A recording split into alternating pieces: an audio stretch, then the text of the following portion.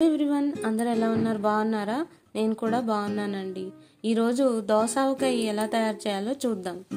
దీనికి కావాల్సినవి ఒక దోసకాయ, ఉప్పు, కారం, ఆవు పిండి, కొద్దిగా మెంతులు, నూనె, పసుపు, అంతే.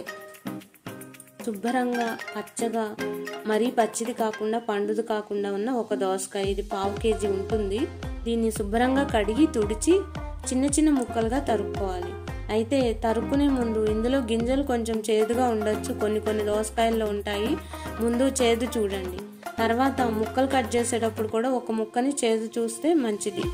కొన్ని దోసకాయలు కొంచెం చేదుగా ఉంటాయి. తర్వాత ఇందులో గింజలు ఇష్టం లేని వాళ్ళు గింజలు తీసేయచ్చు. యాక్చువల్గా కొన్ని గింజలు ఉంటేనే బాగుంటాయి, అందుకని నేను సగం గింజలు తీసేసాను. తర్వాత దీన్ని చిన్న చిన్న ముక్కలుగా కట్ చేసుకోవాలి. దోసకాయ డైజెషన్కి చాలా మంచిది. కొంతమంది దీన్ని తొక్క తీసేసి ముక్కలు కోస్తూ ఉంటారు. అలా చేయటం వల్ల ముక్క వెంటనే మెత్తబడిపోతుంది. అందుకని తొక్కతో సహానే ముక్కలుగా కోసుకోండి. మరీ పెద్ద ముక్కలుగా కాకుండా, అలానే మరీ చిన్న చిన్న ముక్కలుగా కాకుండా ఒక మాదిరిగా ముక్కలు చేసుకుంటే బాగుంటుంది. ముక్కలన్నీ తరిగేసి పక్కన పెట్టుకున్న తర్వాత ఒక వెడల్పాటి గిన్నె కానీ డబ్బా కానీ తీసుకోవాలి. ఇది పొడి లేకుండా శుభ్రంగా తుడుచుకోవాలి. తర్వాత మనం కొలత కోసం ఒక చిన్న గ్లాసుని తీసుకోవాలి. చిన్న కాఫీ గ్లాస్ అయితే సరిపోతుంది. 1/2 kg దోసకాయకి ఈ గ్లాస్ తోటి 2 గ్లాసులు కారం తీసుకోవాలి.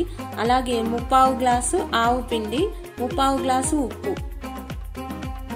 కారం ఎంత తీసుకుంటే అందులో సగం ఉప్పు సగం ఆవు పిండి అయితే మళ్ళీ మీరు చూసుకోక్కర్లేకుండా కొలతలు సరిపోతాయి. తర్వాత ఈ మూడింటిని శుభ్రంగా కలపాలి. కలిపేటప్పుడు చెయ్యి తడి లేకుండా చూసుకోండి. చెయ్యి తడిగా ఉంటే ఈ పచ్చడి నిల్వ ఉండదు. ఈ మూడు శుభ్రంగా కలిసే వరకు బాగా కలపాలి. ఏ పచ్చడి అయినా చేతితో కలిపితేనే బాగా కలుస్తుంది, టేస్ట్ కూడా వస్తుంది. గరిటెతో కలిపితే ఎందుకో ఆ టేస్ట్ రాదు. శుభకార్యాల్లో 6 నెలలు మామిడికాయతో ఆవకాయ వేస్తే 6 నెలలు దోసకాయే వేస్తారు. ఎందుకంటే మిగిలిన 6 నెలల్లో మామిడికాయలు ఉండవు కదా. ఫ్రెష్ పచ్చళ్ళు అయితే బాగుంటాయని అప్పటికప్పుడు ఈ దోసకాయ తయారు చేసి వేస్తారు. తర్వాత ఇందులో దోసకాయ ముక్కలు కూడా వేసి బాగా కలపాలి. ఇది బాగా కలిసిన తర్వాత ఇందులో కొన్ని మెంతులు కూడా వేసి కలుపుకోవాలి. ఆ తర్వాత ఇందులో ముక్కలు మునిగే వరకు నూనె పోసి బాగా కలుపుకోవాలి. తర్వాత కొద్దిగా పసుపు కూడా వేసి కలుపుకోవాలి. దీనికి శనగ నూనె అయితే బాగుంటుంది. వేడివేడి అన్నంలో నెయ్యి వేసుకుని దోసకాయ వేసుకుని తింటే రుచి అద్భుతంగా ఉంటుంది.